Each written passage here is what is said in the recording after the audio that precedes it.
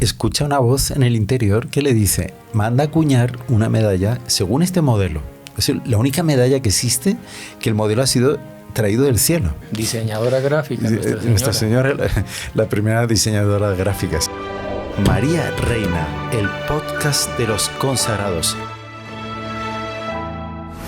Salve María, bienvenidos seguidores de este canal de Caballeros de la Virgen, los asistentes, seguidores del podcast Conversando con los Caballeros de la Virgen y del podcast de los consagrados. María Reina. Exacto.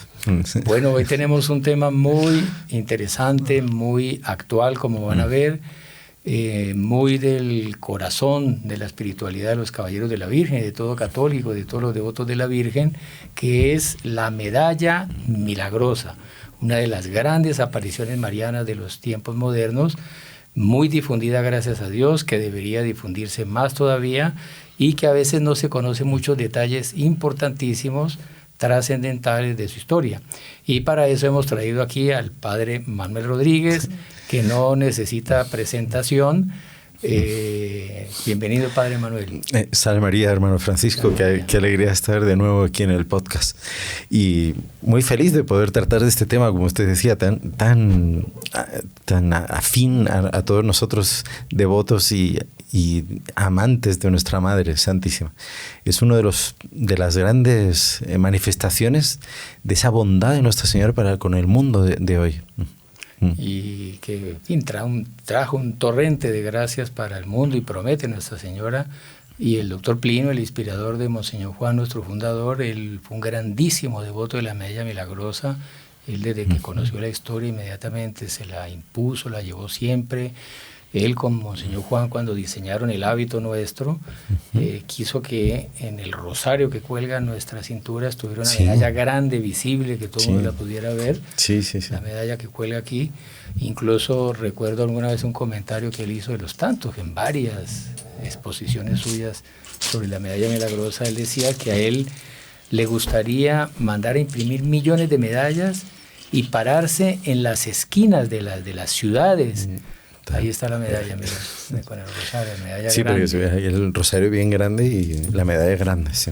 Pero que a otro le gustaría pararse en las esquinas, así de las calles céntricas de las ciudades y empezar a regalarle una medalla a cada persona de las que pasaba por ahí, para hacerle bien a las almas. Sí, estaba leyendo anoche también el propio Don Bosco, San Juan Bosco, era también un gran devoto de la medalla milagrosa porque es contemporáneo, ¿no?, de la aparición también y en la época de que él empieza su apostolado más con los niños, él a todos los niños les hacía poner la medalla milagrosa y hacía difundirla, regalaba medallas milagrosas a todas partes. Impresionante. Bueno, y su fiesta es el 27 de noviembre, entonces pues muy apropiado para que el padre Manuel nos cuente la historia de la medalla milagrosa, por qué se llama milagrosa.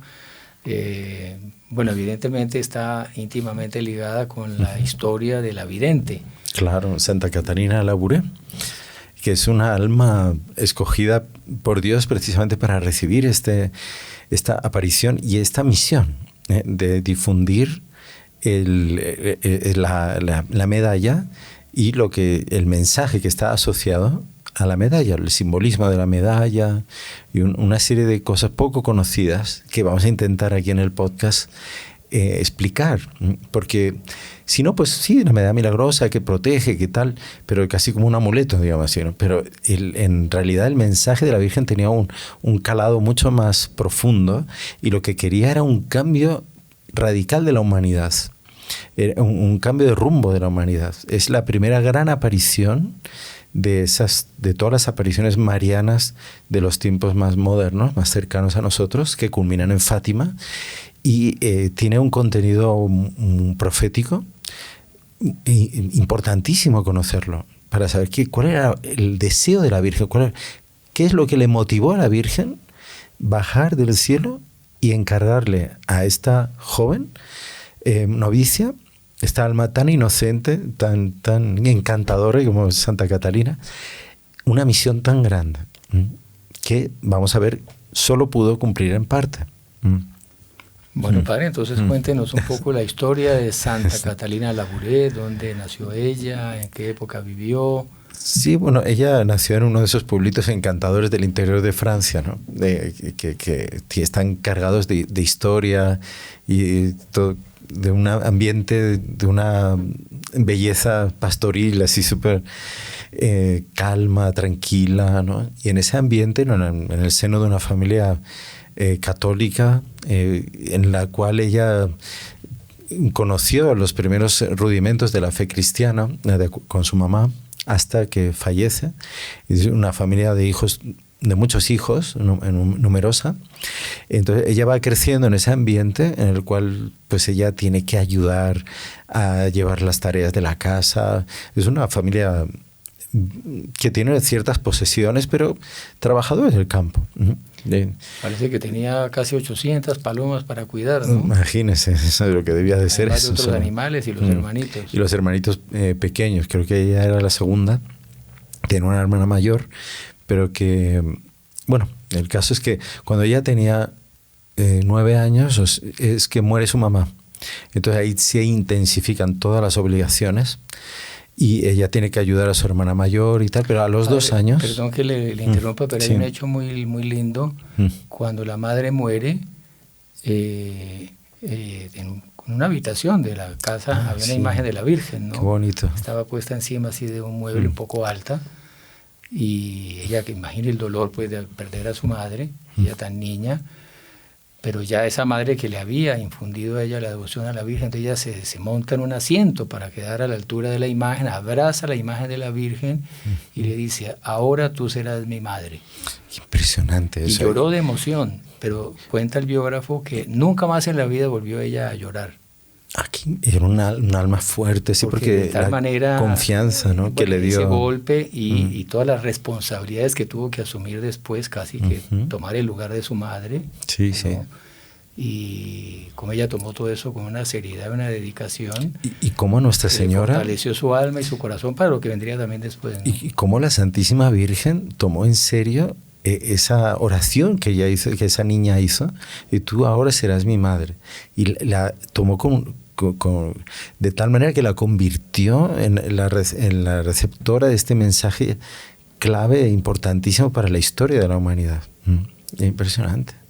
Esa oración de los niños, ¿no? Eso se ha escuchado en el cielo, es algo sagrado. Directamente llega al corazón de la Virgen. Entonces, ella fue religiosa después, ¿no? Claro, sí, primero fue su hermana mayor, sí, se entró de hermana de la Caridad de San Vicente de Paúl. Entonces, ella después, más adelante, porque claro, tantas obligaciones en casa y todo, pues, y el papá confiaba enteramente en ella, le dejaba todas las responsabilidades de la casa. Entonces, ella no tenía tiempo de pensar en otra cosa. Pero ella tuvo un sueño en esa época, que ya habla de su visión, de su futura entrada en la vida religiosa. Y es que ella soñaba que ella iba todos los días a misa, tenía que caminar no sé cuántos kilómetros cada día para ir a la capilla del pueblo a asistir a misa. Y un día soñó que ella iba a la capilla, estaba allí, y había un sacerdote anciano que ella no conocía celebrando misa. Y a las tantas se vuelve hacia ella y le hace un gesto de que venga. Todo eso en el sueño. En el sueño, sí. Y ella como que no le conoce y tal, entonces no se acerca y se va retirando hacia la puerta de la capilla. Y ahí el sacerdote dice: ahora huyes. Dice: pero en el futuro vendrás aquí, ¿no? Vendrás conmigo, ¿no? Dice: ¿qué ocurrió? Dice: cuando ella en una ocasión fue a visitar una casa de las Hermanas de la Caridad, que ella nunca había ido, vio un cuadro de un sacerdote anciano en la pared de la sala de visitas. Era el sacerdote del sueño. Era un cuadro de San Vicente de Paúl. Fundador de las Hermanas de la Caridad. Exactamente. Claro. Donde ella ya tuvo claro eso. Mi vocación es ser hermana de la Caridad, claro, como su hermana mayor, digamos. Claro. Y el padre no quería. Entonces empiezan las oposiciones. Fue una vida de muchas oposiciones. Ella tuvo que tener mucha confianza para superarlas todas y cumplir su vocación. Entonces el papá no quería, ella ya tenía 18 años, entonces ella le pidió permiso para entrar ya en la congregación, le dijo que no. En eso su hermano mayor se queda viudo y el hermano mayor vivía en París. en un barrio obrero donde tenía un restaurante. Entonces el papá le dice, mira, para que se te quiten esas ideas, vete a ayudar a tu hermano allí en el restaurante, porque él necesita a alguien que le ayude. Entonces ella tuvo que vivir allí varios años, en aquel ambiente que no era precisamente así muy piadoso. Parece que era un restaurante así en una zona de fábricas, entonces eran obreros, así gente inculta, y a veces sí, no solo inculta, sino sin mucha moral. Le faltaba alguna vez el respeto y ella se hacía respetar. Y muy seria sí, ella, sí, imponía. Manteniendo la distancia y todo. Sí. Y firme en que ella iba a ser hija de la caridad. Y su papá, nada, no cedía hasta que ya cumplió 23 años. Y después creo que estuvo también en un internado de una señora, así que formaba señoritas para que aprendieran etiqueta, vida social, a ver si sí. ella se ilusionaba con las luces así aparentes del mundo, ¿no? Del mundo, de tener un buen matrimonio. No, ella sabía que... Le presentaron para varios pretendientes. Exacto, sí, impresionante. Y son las pruebas de la vocación, ¿no? Cuando una vocación es auténtica, supera todas esas pruebas y le afirma más todavía en la vocación. Entonces, claro que es una imprudencia el papá hacer eso, ¿no? Una barbaridad. Pero bueno, en vez de apoyarla, pero al final le da permiso, ya ve que la cosa es seria y entra al final acaba entrando, para resumir un poquito, ¿verdad? Porque si no, en el noviciado de las Hijas de la Caridad de la Rue du Bac en París.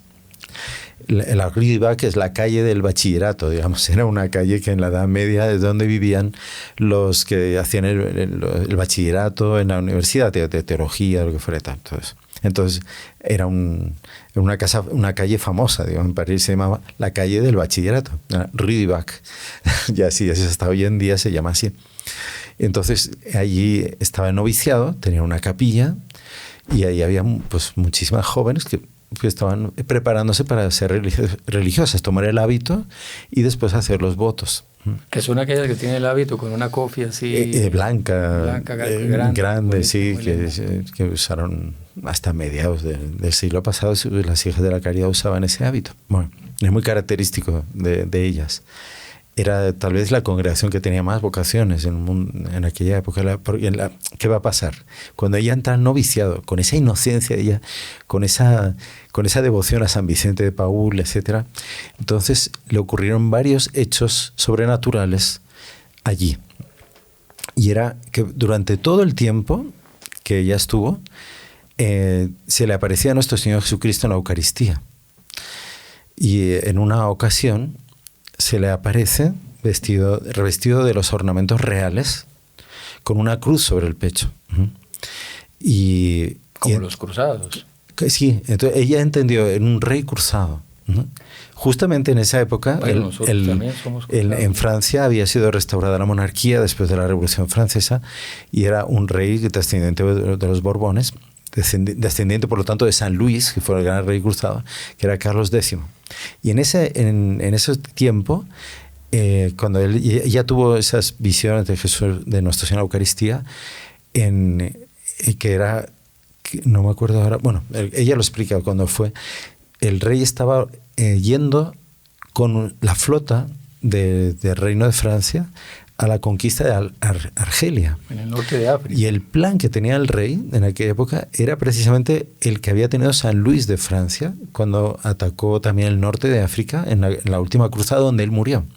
Entonces Carlos X quería continuar la cruzada de San Luis. O sea, conquistar toda esa tierra de musulmanes para la fe católica. Devolverla a la fe católica que había sido católica. Los musulmanes habían invadido violentamente. Y desde allí llegar incluso pues pensar en la liberación de Jerusalén. O sea, una cosa muy impresionante.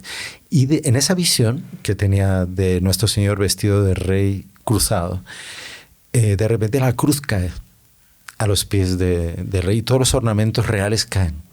Y ella entendió que se refería a que el rey de Francia actual, de la época, que era contemporáneo de ella, que era Carlos X, iba a ser despojado también del trono y que iba a haber una época de gran calamidad. Ella le quedó eso muy claro, ¿no?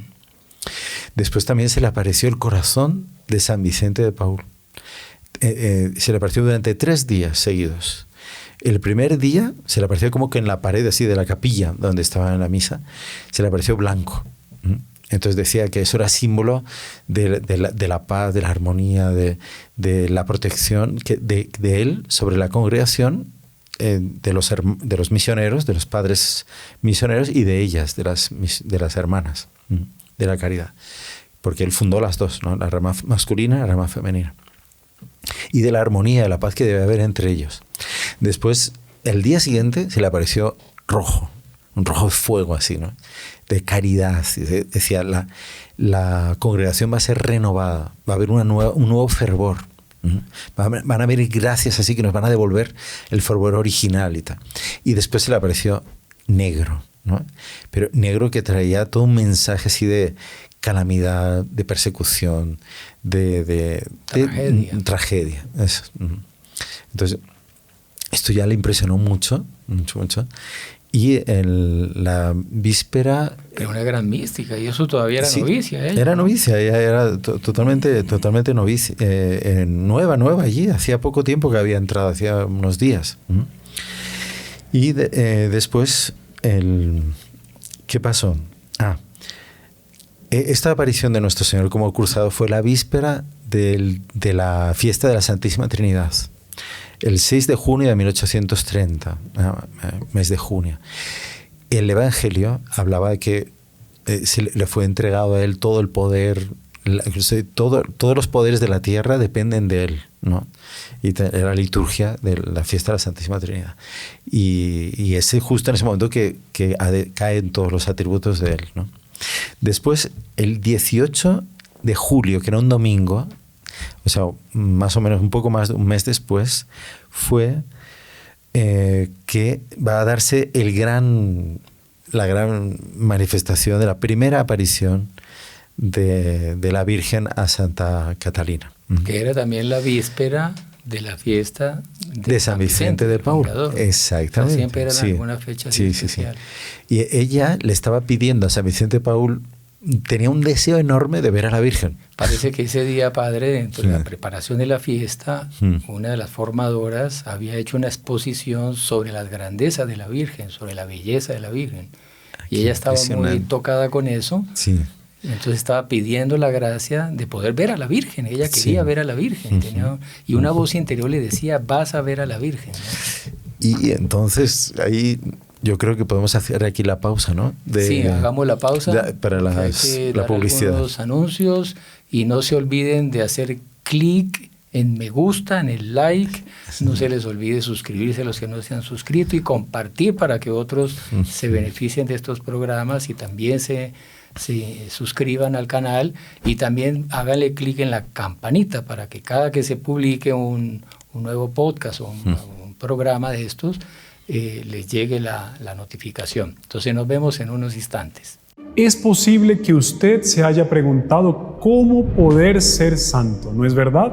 Nuestro Señor Jesucristo nos dejó a lo largo de la historia de la humanidad millones de ejemplos de hombres y mujeres que por sus virtudes heroicas vencieron a los enemigos del alma y conquistaron la más alta y victoriosa santidad. Traspasaron así las puertas del cielo. En este programa queremos enseñarle ejemplos vivos y maravillosos de la vida de estos extraordinarios y admirables santos y santas que pueblan la Iglesia gloriosa y que nos ayudan a quienes luchamos para alcanzar el cielo con su valiosa intercesión. Todos los viernes a las 7 de la noche, horario de Colombia, aquí en el canal Heraldos del Evangelio, Caminando con los Santos. Los esperamos. ¡Salve María! Salve María, queridos seguidores de este podcast Conversando con los Caballeros de la Virgen y podcast María Reina de Heraldos del Evangelio. Continuamos aquí con el Padre Manuel. Estamos llegando al punto álgido del tema, al punto central, que son las apariciones propiamente de la Virgen, de la Medalla Milagrosa, y el contenido de su mensaje y de sus profecías, que es lo central. Para eso la Virgen se apareció, para comunicarnos algo y para regalarnos algo grandioso que es la medalla. Exactamente, y comprender todo el alcance, los deseos de este corazón amoroso de nuestra Madre que quiere ayudarnos, quiere salvarnos, quiere evitarnos tantos sufrimientos, quiere, sobre todo a la humanidad, ¿no? Que está expuesta cada vez más, ¿no? A peligros más terribles. Ella ya en aquella época, 1830, hace casi 200 años, ya preveía muchas de las cosas pues, que estamos viviendo. Y lo difícil que sería, y lo que ya se da, lo difícil que es conseguir la salvación, mantenerse en el estado de gracia, ser fiel a la verdad, a la moral de nuestro Señor Jesucristo, y por eso nos vino a dar ese instrumento como que adicional, ese sacramental maravilloso que es esta medalla, porque ella ofrece una protección especial ante tantos peligros que venía, exacto. venía a venir. Y nos deja este maravilloso instrumento para nuestra salvación, este sacramental, exactamente, esta medalla, a través de un alma inocentísima, purísima, un alma hecha toda de fe, así, ¿no? Muy curiosa Santa Catalina. En la primera parte hablamos de que ella vio todos los días a Nuestro Señor en la Eucaristía, pero no fue todos los días. Ella, con una candura y una humildad enorme, dice, hubo días que no lo vio a Jesús en la Eucaristía. Eran los días que ella dudó de si era real o no esas gracias que ella estaba recibiendo y si estaba ahí verdaderamente presente. Entonces, esos días no se le manifestó. Sí. Entonces ella dice, no, la fe tiene que ser completa, total. Y esta noche nosotros nos quedamos en la noche del domingo 18 de julio, fue que ella tenía esa ilusión de ver a la Virgen María. Era un deseo ardiente de ver a la Virgen. Y se lo pidió a San Vicente Paúl, cuya fiesta era el día siguiente. Un detalle interesante, padre, que a ellas ese día les habían repartido unas reliquias indirectas de San Vicente de Paúl, y a ella le habían dado un pedacito del roquete, o sea, un pedacito el roquete de tela, que solía usar. Las vestimentas para los oficios divinos, ¿no? Y ella cortó la mitad y se la comió, la reliquia, pidiéndole a Nuestra Señora esa gracia, o sea, pidiéndole a San Vicente. A San Vicente, claro. Eso. Y ella no dudaba que San Vicente, como era su padre fundador, no le iba a negar esa gracia. Entonces ella tenía esa certeza que a veces nos falta a nosotros cuando pedimos cosas, ¿verdad? Esa certeza de que vamos a ser atendidos pero ella no, ella estaba convencida. Entonces pidió a San Vicente ver a la Santísima Virgen y se fue a dormir con todas las demás novicias. Dormían como en una habitación muy grande y cada cama estaba dividida de las otras por unas cortinas. Ella se va a descansar y de repente, en medio de la noche, a las 11:30 de la noche, escucha la voz de un niño que le llama y le dice, Catalina, Catalina. Dice, ¿qué hace aquí un niño? Entonces ella abre la cortina y de pie al lado de su cama había un niño, pues de unos 4 años, así, de la figura de unos 4 o 5 años. Y dice, Catalina, levántate, que la Santísima Virgen te espera. Y ella, claro, pensaba que era un sueño, pero era real. Y ella empieza a pensar, pero ¿cómo me voy a levantar? Voy a despertar a las otras hermanas. Y el niño, que en realidad era su ángel de la guarda, le dice, no te preocupes, duermen profundamente. El ángel se encarga de que estén dormidos. No se van a enterar de nada. Entonces, acompáñame. Entonces ella se vistió enseguida y fue detrás del niño, con la gran sorpresa de que en aquella época que no había luz eléctrica, porque hay que ponerse en ese contexto. Siglo XIX, ¿no? Claro, al principio, o sea, 1830. Entonces se van encendiendo todas las luces, las velas, las luces, no sé de qué serían las luces, me imagino que eran lámparas así. Todas se iban encendiendo conforme iban avanzando por los pasillos. Y cuando llegan a la puerta de la capilla, el niño pone el dedo en la cerradura, que está cerrada con llave, se abre la puerta, así solamente con poner el dedo se abrió, y toda la capilla está iluminada con todas las velas, el máximo cientos de velas que solo se iluminaban así la noche de Navidad. Entonces dice, pues parece la noche de Navidad, la misa de la medianoche. y te queda sorprendidísima. Y el niño le lleva al lado del altar, ¿no? donde estaba la balaustrada para comulgar. Y al lado derecho, o sea, al lado izquierdo del altar, ¿no? Entonces ella se arrodilla ahí y dice, y se quedan esperando, porque la Virgen es una reina, o sea, ella no es así.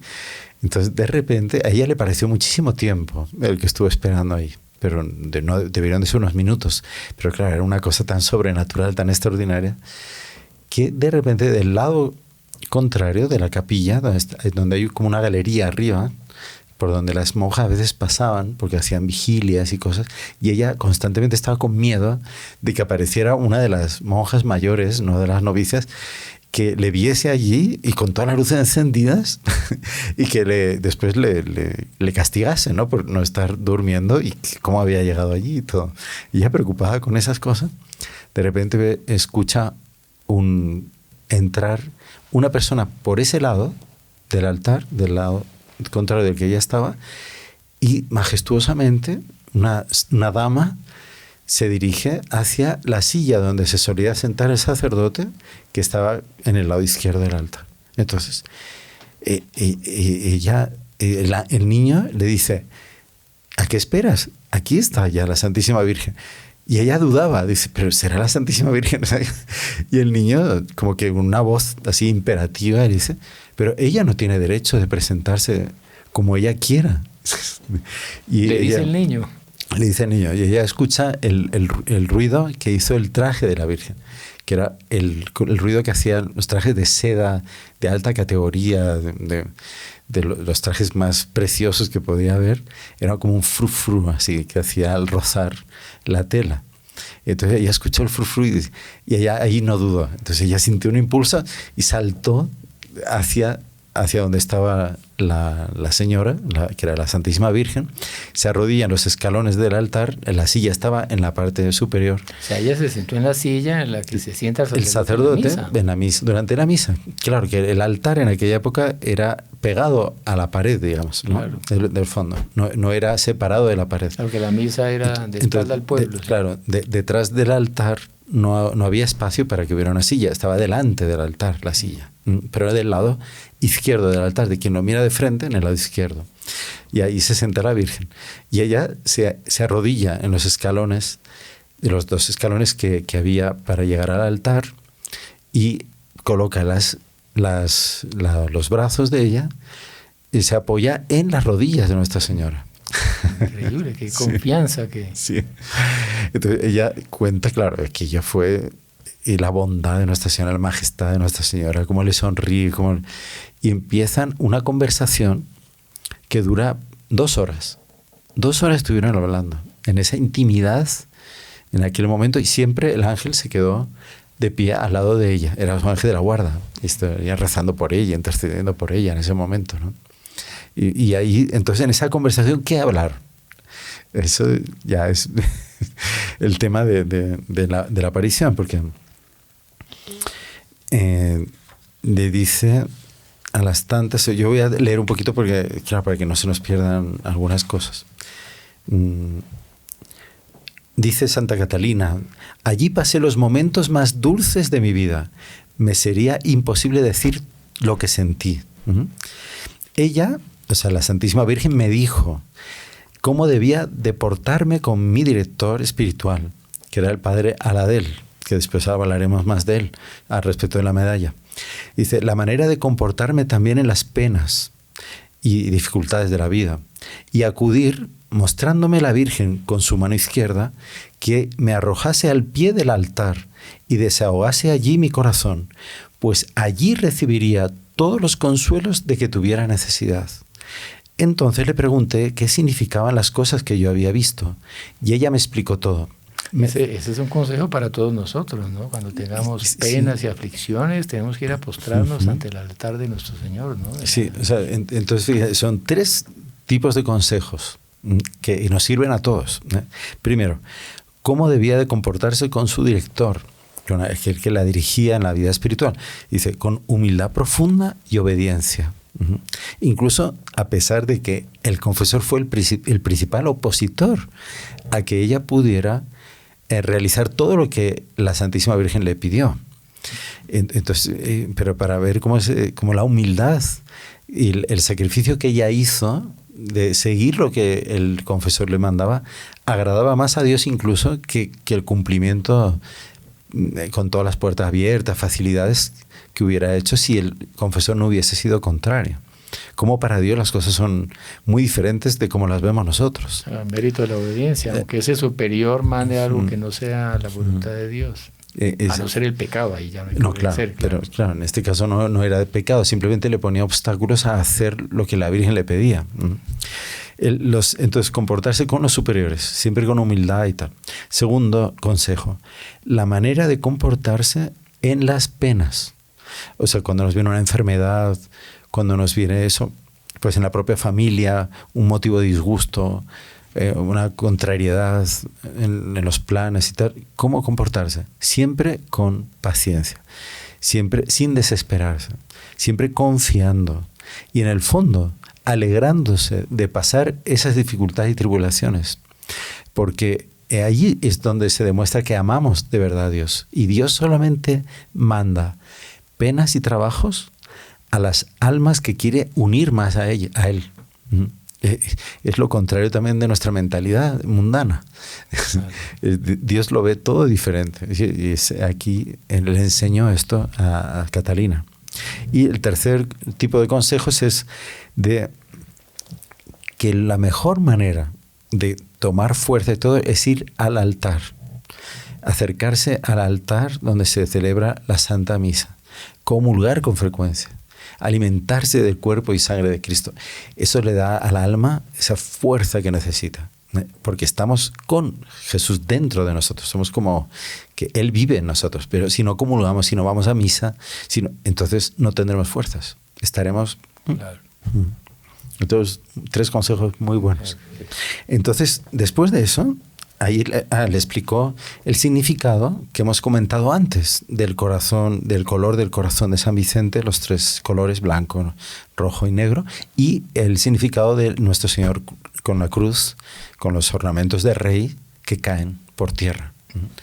Y que era la caída de la monarquía en Francia y la revolución que iba a traer cantidad de asesinatos, profanaciones de la cruz, etcétera, ¿no? Después lo vamos a ver con más detalle. Eso. Pero después continúa diciéndole, porque fueron 2 horas de conversación, muchas cosas. Le dice la Virgen, Dios quiere confiarte una misión. Te costará trabajo, pero lo vencerás pensando que lo haces para la gloria de Dios. Tú conocerás cuán bueno es Dios. Tendrás que sufrir hasta que los digas a tu director, y no te faltarán contradicciones, mas te asistirá mi gracia. No temas. Háblale a tu director con confianza y sencillez. Ten confianza, no temas. Verás ciertas cosas, díselas. Recibirás inspiraciones en la oración. Esto ocurrió toda su vida, a pesar de que nadie en el convento sabía quién era que recibía los recados de la Virgen, ¿no? Eso es lindísimo, ¿no? Ella lo mantuvo en secreto, el confesor también. Y nunca lo dejó manifestar. Hasta que murió supieron que era ella, ¿no? Sus propias compañeras de convento. Sí, solamente en los últimos días, ella, por una inspiración que tuvo, se lo reveló a la Madre Superiora del convento donde vivió prácticamente toda su vida, a las afueras de París. No en este convento de la Rue du Bac, que era el noviciado, sino en un convento. En un convento no, era una casa donde ellos atendían a las personas necesitadas y todo un hospicio. Dice la Virgen, los tiempos son muy calamitosos. En aquella época, hoy en día, dice, han de llover desgracia sobre Francia. El trono será derribado. El mundo entero se verá afligido por calamidades de todas clases. O sea, ya no solo Francia. Es que Francia en la época era el país más importante, más influyente. Hoy en día es Estados Unidos, pero en la época era Francia. Estados Unidos no era nada. Francia era la primera... en todo. La nación líder, ¿no? Sí, en la cultura, en las ideas, en todo, en la política. Tenía la iniciativa en todo, ¿no? Dice la Virgen, el mundo entero se verá afligido por calamidades de todas clases. Al decir esto, Dice, la Virgen estaba muy triste y decía, venid a los pies de este altar, donde se prodigarán gracias a todos los que las pidan con fervor, a todos, grandes y pequeños, ricos y pobres. Y tuve la gracia de celebrar una misa allí en ese altar, en el actual altar, que es ya separado porque como se celebra la misa hoy en día, pero está justamente donde el sacerdote se coloca para celebrar la misa, era el lugar donde estaba la silla, donde la Virgen se sentó. Entonces está marcado en el suelo y uno está allí mismo pidiendo por todas las intenciones, etc. Es impresionante. Qué lindo. Dice la Virgen, deseo derramar gracia sobre tu comunidad, lo deseo ardientemente, y me causa dolor el que haya grandes abusos en la observancia, el que no se cumplan las reglas, el que haya tanta relajación en ambas comunidades, a pesar de que hay almas grandes en ellas. Díselo al encargado de ti, aunque no sea el superior. Pronto será puesto al frente de la comunidad, y él deberá hacer cuanto pueda para restablecer el vigor de la regla. Cuando esto suceda, otra comunidad se unirá a las de ustedes. Todo esto se cumplió tal cual como la Virgen le dijo. Fue así. El padre Aladel fue nombrado superior de ellas, y después una comunidad de otras monjas se acabó uniendo a las hermanas de la caridad. Y vivieron juntas, se pusieron todas bajo la misma disciplina, la misma regla. Y la importancia de los religiosos y las religiosas cumplir con las reglas originales. Y tanta manía hoy en día de adaptar esas reglas y tal, y quitarse el hábito, no usar el hábito, y todo eso entristece profundamente a la Santísima Virgen. Es algo que les impide recibir todas esas bendiciones que la Virgen tiene preparados a las personas que se sacrifican de verdad por la obediencia, en cumplir esas normas, que muchos hoy en día dicen, no, eso son cosas infantiles, el silencio, por ejemplo. Hay horas que no se habla, en silencio. Es solo para recibir de Dios las gracias. La disciplina en los horarios, tantas cosas que hoy en día como que se desprecian así. Comunidades religiosas que ven la televisión. Pero que eso, imagínese todo ese espíritu mundano, de todas esas cosas horribles, incluso contrarias a la moral, y son vistas como si no pasase nada. ¿En cuántas congregaciones religiosas que están en una relajación total? La Virgen insiste mucho en eso.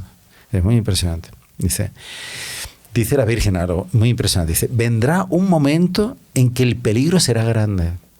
Se creerá que todo está perdido. O sea, hoy en día mucha gente nos viene no sé, hermano Francisco, si le ha pasado esto, pero allí en la iglesia en Tocancipá viene mucha gente a confesarse y tal. No, padre, yo es que estoy desanimado, es que yo ya no sé qué hacer con mi familia, el mundo está muy mal. Es como que la gente siente el peso del pecado, de todo, y se sienten impotentes. O sea, que esto no tiene solución. Como en un callejón sin salida, ¿no? Pero esto ya lo predijo la Virgen. O sea, ya en 1830, hace 200 años. Entonces, que parecerá todo perdido, ¿no? Parecerá todo perdido. No. Entonces, yo estaré contigo. Ten confianza. Oiga. Esto nos lo dice cada uno. Claro. Ten confianza. Yo estaré contigo. Reconocerás mi visita y la protección de Dios y de San Vicente sobre las dos comunidades. Esto lo vivieron ella en carne viva, porque hubo las revoluciones que la Virgen anunció, que llevaron incluso al asesinato, como la Virgen le dice, del arzobispo de París y de muchos sacerdotes que murieron mártires. Muchas congregaciones religiosas tuvieron mártires. Dice, pero las hermanas de la caridad, como la Virgen le dijo a ella, no tuvieron ninguna víctima. Y a pesar de que ellas estaban en la calle, estaban enfrentando a los revolucionarios, a la propia Santa Catarina la amenazaron de muerte en una ocasión. Pero ella sabía que estaba con la Virgen. Entonces no les hicieron nada. Es impresionante eso. Bueno. Hija mía, será despreciada la cruz, y el corazón de mi hijo será otra vez traspasado. Correrá la sangre por las calles. En este momento la Virgen ya no podía hablar del dolor. Las palabras se le hacían un nudo en su garganta y su semblante estaba pálido. el mundo entero se entristecerá. Dice, entonces Catalina pensó, ¿cuándo sucederá esto? Y una voz interior le aseguró, 40 años y 10, y después la paz. Todo misterioso así, ¿no? Y 40 años después fue la revolución de la Comuna de París. Exacto. Fue cuando mataron al arzobispo y todo. Exactamente. Todo el eso. tiempo que la Virgen... Exactamente. Ahí dice que la Virgen desapareció y claro, pues el niño, el ángel le dijo, tenemos que ir de vuelta al dormitorio. Y ahí fueron de vuelta, todo se fue cerrando, las luces fueron apagando. Padre, discúlpeme Sí. que le interrumpa, pero Sí, es que yo aquí tengo otra versión, digamos. No, adelante. Y tengo una frase que me impresionó mucho, que la Virgen al final de esas palabras dice, hija mía, el mundo todo estará en tristeza. El mundo, exactamente. O sea, lo que estamos viviendo el mundo todo. Sí, pero sí, perdón, sí. siga, padre. No, Ya está volviendo ella a dormir. Entonces, aquí cuenta cómo se cumplieron todas las profecías. La misión que Dios le mandaba a ella fue unos meses después, en diciembre, cuando se da la aparición de la medalla milagrosa. Y dice que ella tiene que difundir esa medalla milagrosa. Pero, claro, todo esto... la segunda cosa que le dice, que la semana después de esta aparición fue que estalló la revolución en París. Depusieron al rey, como lo había visto, y hubo saqueos, asesinatos bueno, en fin. Asesinatos de sacerdotes, ¿no? También, sí. Una matanza de 20 dominicos. Tremendo, eso fue en 1830. Todo. El padre Aladel fue nombrado en 1846 director de las Hijas de la Caridad. Estableció la observancia de la regla y en la década de los 60 otra comunidad femenina se unió a las Hijas de la Caridad, como había hecho. En 1870 llegó el momento del gran peligro, con los horrores de la Comuna y el fusilamiento del arzobispo Monseñor de Arbois y de otros muchos sacerdotes. Entonces ahí se fue cumpliendo todo. En esa revolución de 1830 a ellas incluso las sacaron del convento, ¿no? Y todas pensaban que las iban a matar o quién sabe qué, y ella, porque la Virgen le había dicho que no les iba a pasar nada, entonces ella cogió una imagen del jardín, la abrazó, la besó y dijo, el 31 de mayo, que es la fiesta de María Reina, que era en la época, yo te coronaré. O sea, ella estaba segura que iban a volver. Y de hecho volvieron y el 31 de mayo ella coronó esa imagen de la Virgen. Qué cosa impresionante. Que la Virgen había dicho que a ella no les iba a pasar nada. Extraordinario. Y ella le dijo a la superiora no le creyó, ¿no? Que ahora... Claro, nadie le quería, el confesor no le quería, pero cuando la semana siguiente se empezó a cumplir todo, ella... Pero bueno, padre, ahora sí llegamos a la segunda aparición, que es la aparición de la medalla milagrosa. Claro, que va a ser ahora, estos días, de la fiesta. Entonces, el 27 de noviembre de 1830 era las vísperas del primer domingo de Adviento. Entonces, en esa fecha, en ese momento, ella que estaba meditando junto con las otras monjas en la capilla, era las 5:30 de la tarde, de repente ve aparecer la Santísima Virgen delante de ella, en el aire, así, ¿no? Debajo de un cuadro que había grande de San José. Y se le aparece toda vestida de blanco. Y a los pies, bueno, ella describe como toda mujer todos los detalles del traje. Entonces era todo vestido de blanco. Era con mangas largas y la túnica cerrada hasta el cuello. Dice, cubría su cabeza un velo blanco que sin ocultar su figura caía por ambos lados hasta los pies también. Muy parecido a la aparición de Lourdes después, etc. Cuando quiso describir su rostro, solo acertó decir que era la mayor belleza que se pudiese imaginar, lo imposible. Sus pies posaban sobre un globo blanco del que únicamente se veía la parte superior y aplastaban a una serpiente verde con pintas amarillas. Una cosa repugnante, pero estaba los pies aplastándole la cabeza a esa serpiente asquerosa. Sus manos estaban elevadas a la altura del corazón y sostenían un globo pequeño de oro coronado por una crucecita. Entonces, dice, la Virgen estaba como que rezando, suplicando, y unas veces miraba al cielo, hacia arriba, otras veces miraban hacia abajo. Y dice, De repente, dice, los dedos de la Virgen se empezaron a llenar de anillos. Cada dedo tenía 3 anillos. Uno con una piedra bien grande, era el mayor, estaba más cerca de la mano. Otro mediano, en medio del dedo, y uno más chiquito, más en la punta de los dedos. Y en cada anillo había una piedra preciosa que brillaba de una manera extraordinaria. Y los rayos bajaban hacia abajo, hacia la bola donde estaba colocada la Virgen, estaba de pie. Dice que había algunas piedras que no salían rayos. Y todos los detalles, ella se fijó en todo, observó todo, cada cosa tiene su significado, que es muy importante. Dice, mientras Catalina contemplaba a la Virgen, ella la miró y le dijo a su corazón, es una locución interior, este globo que ves, el que estaba a los pies de la Virgen, representa al mundo entero, especialmente Francia y a cada alma en particular. Estos rayos simbolizan las gracias que yo derramo sobre los que las piden. Y las piedras que no emiten rayos son las gracias que no piden las almas. O sea, la Virgen tiene tesoros y está esperando que se los pidamos. Y nos los quiere dar. Claro, y no lo pedimos. Y entonces ya no los da, no lo da. Esto es muy interesante para todos los que se han consagrado, como está el podcast también de los consagrados a la Virgen. Es muy interesante porque cuando nos consagramos a la Virgen, digamos que renunciamos a nuestros propios quereres y decimos que ella quiera por mí, ella pida por mí todo. Ella sabe las mejores gracias que necesitamos y nos las va a dar, aunque no sepamos pedirlas, porque nos hemos consagrado a ella. Porque si no, habría gracias que no recibiríamos. Si no nos consagramos, no recibiríamos porque no sabríamos pedir. Se quedarían en María, sin salir de ella. ¿Qué simboliza esto? Que la Virgen es la medianera de todas las gracias. A través de ella, Dios envía las gracias a la tierra. Sin ella, no manda las gracias a la tierra. Sí, es impresionante, que es la doctrina enseñada por la Iglesia, la mediación universal. O sea, no hay un beneficio, una bendición, una gracia. Que la gracia es la que, a través de la cual Dios nos santifica, nos fortalece, nos asiste. Sí.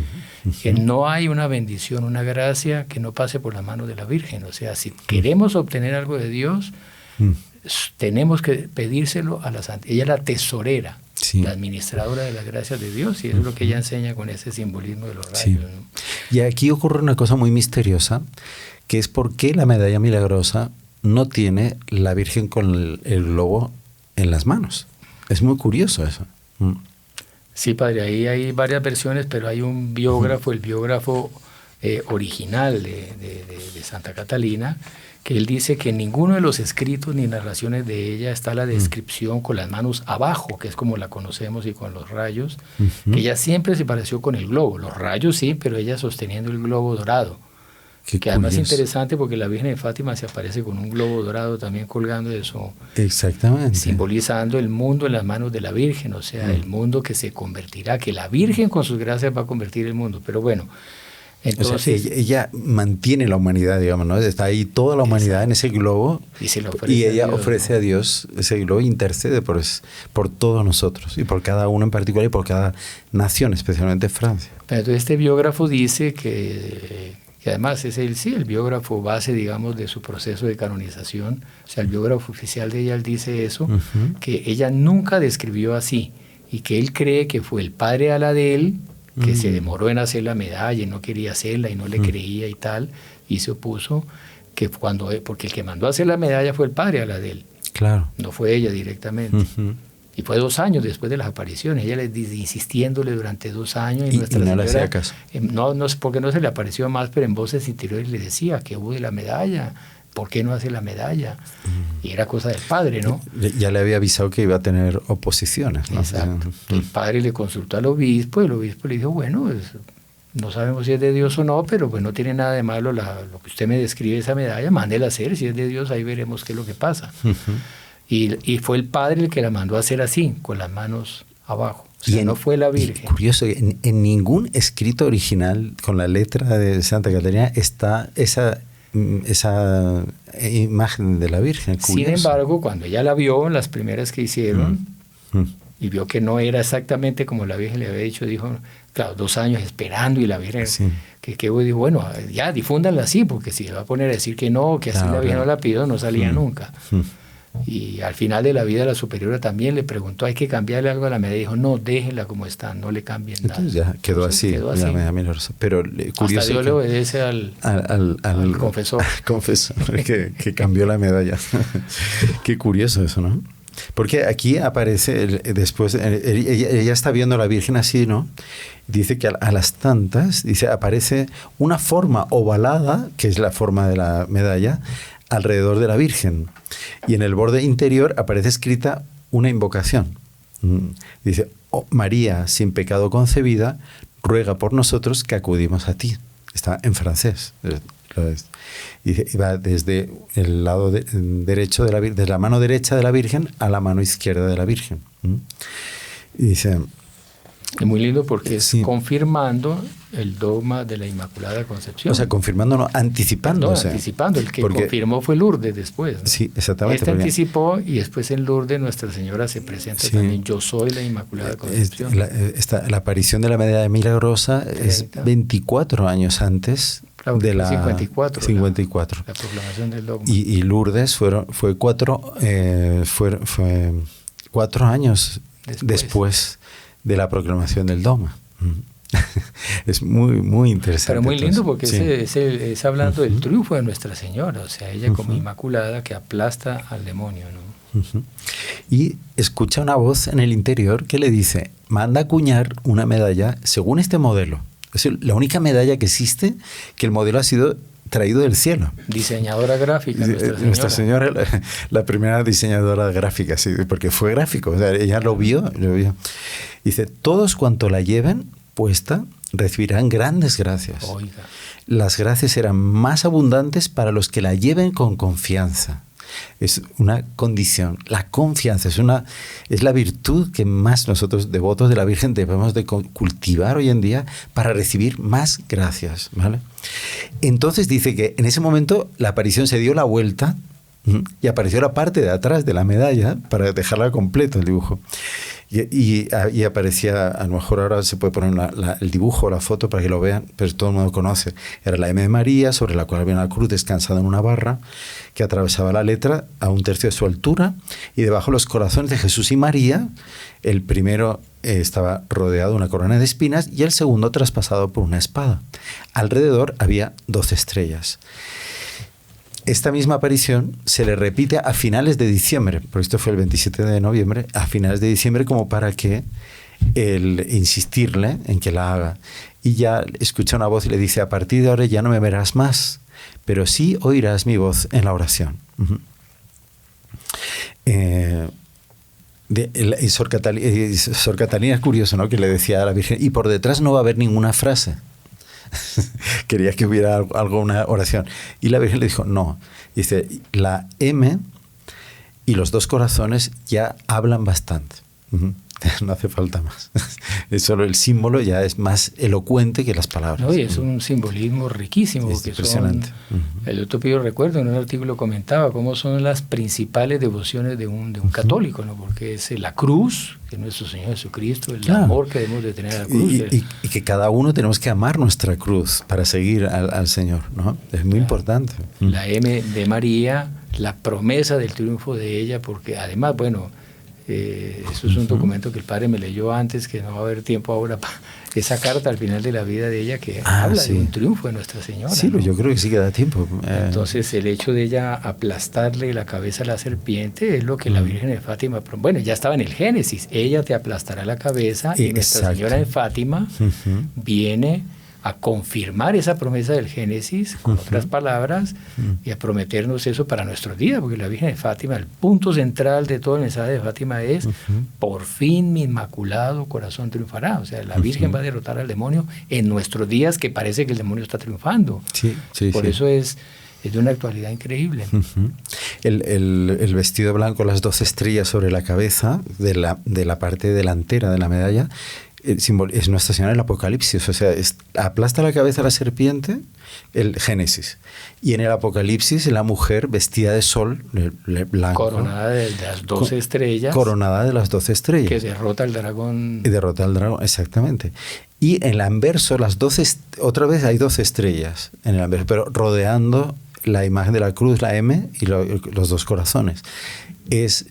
Simboliza los 12 apóstoles, la iglesia.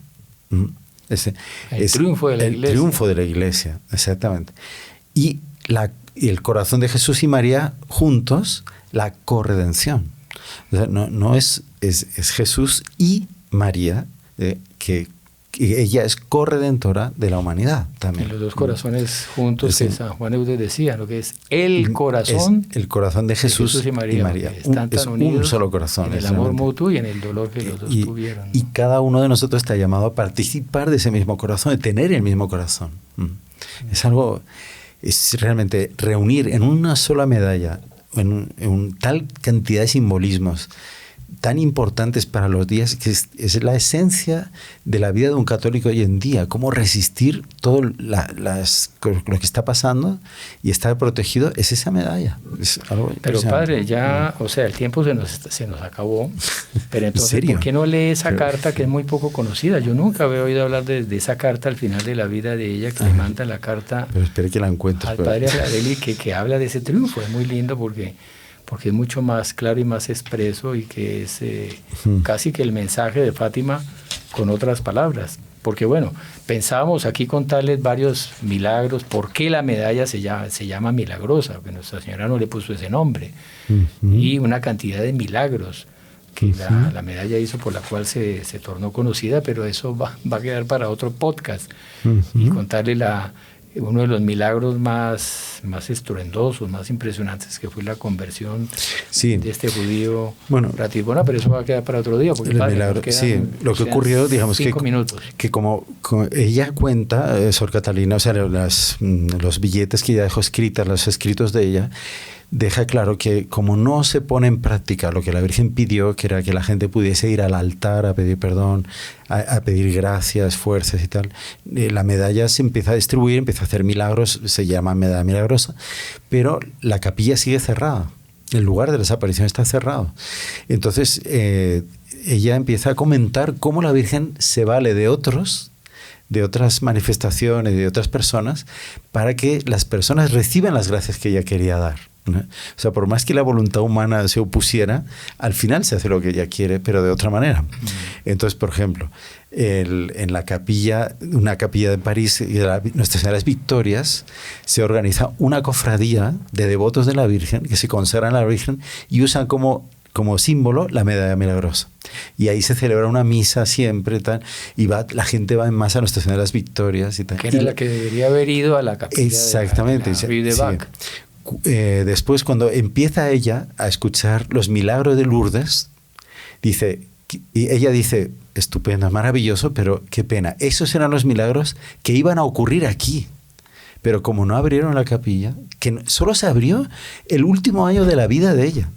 Impresionante, o sea, todos los milagros de Lourdes, el plan de la Virgen era que hubieran sido aquí. En París, en el centro de París. Imagínese que hubiese sido eso, ¿no? El centro del mundo, digamos.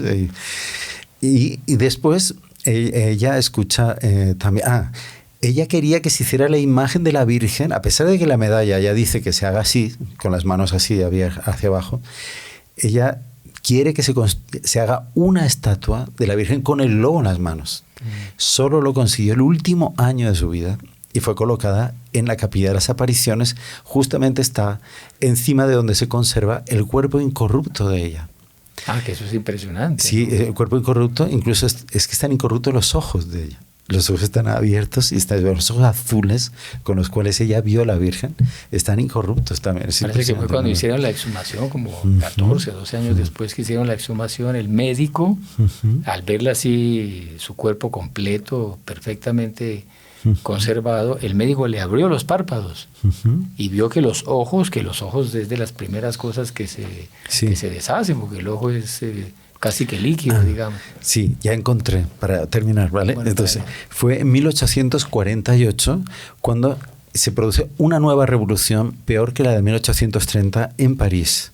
En el mes de julio, Sor Catalina escribe a Monseñor Aladel una cartita. El confesor. Sí, exactamente. Y dice así, dice, tiene un estilo profético, casi apocalíptico. Esta visión no parece aplicarse únicamente a los acontecimientos de 1848.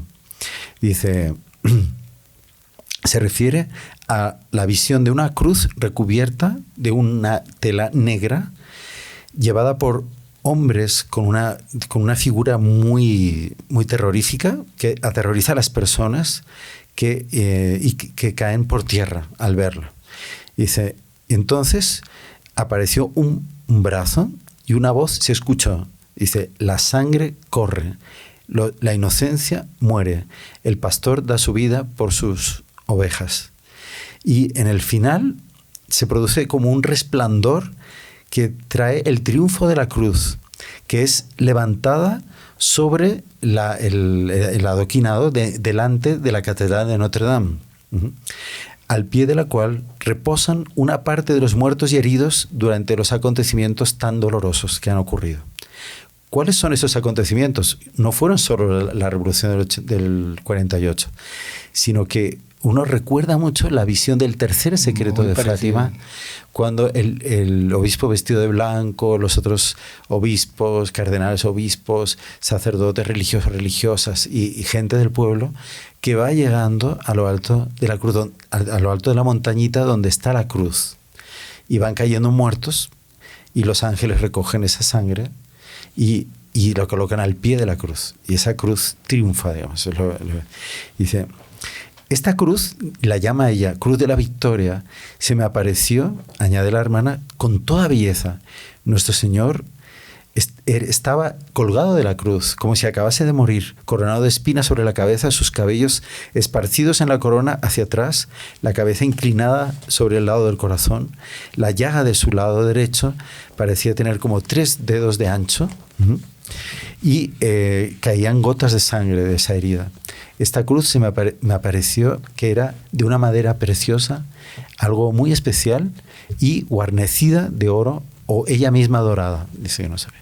Muy curioso, es una carta muy misteriosa que no se conoce mucho. Interesantísimo. Bueno, padre, nos pasamos ya del tiempo, pero entonces para concluir es un mensaje como el de Fátima, de tragedia, porque la Virgen habla de todas estas tragedias por el mundo apartarse de Dios, pero ella viene como madre, nos promete su triunfo y nos da este sacramental como un arma para enfrentar todas estas dificultades, la medalla milagrosa. Así de que el que no tenga la medalla milagrosa, eso no necesita ningún ritual especial, le pide a un padre que se la bendiga y la empieza a usar y no se aparte, que eso le va a traer una cantidad de gracia. Y en otra ocasión haremos otro podcast de todos los milagros que hizo la medalla, pero por lo menos conocimos la historia. Es muy importante la medalla, que nadie le falte en la medalla, y regálensela a todos los que ustedes quieran hacerles bien, porque va a ser clave en todos los acontecimientos que estamos viviendo. Cantidad de conversiones de personas duras, pero bueno, eso queda para otra historia. Y la relación entre la medalla milagrosa y las otras apariciones de la Virgen en Francia queda para otra también. Exacto. Bueno, entonces, queridos seguidores, vamos a terminar con una oración y la bendición del Padre. No se les olvide el clic en el like, el suscribirse, el compartir y la campanita. Entonces, a todos aquí estamos reunidos en este momento, que la Virgen Milagrosa interceda para que esta bendición les conceda todas las gracias y protecciones que necesitan. El Señor esté con ustedes. Y con tu espíritu. Y que la bendición de Dios Todopoderoso, Padre, Hijo y Espíritu Santo, descienda sobre todos y permanezca para siempre. Amén. Salve María. Salve María. María.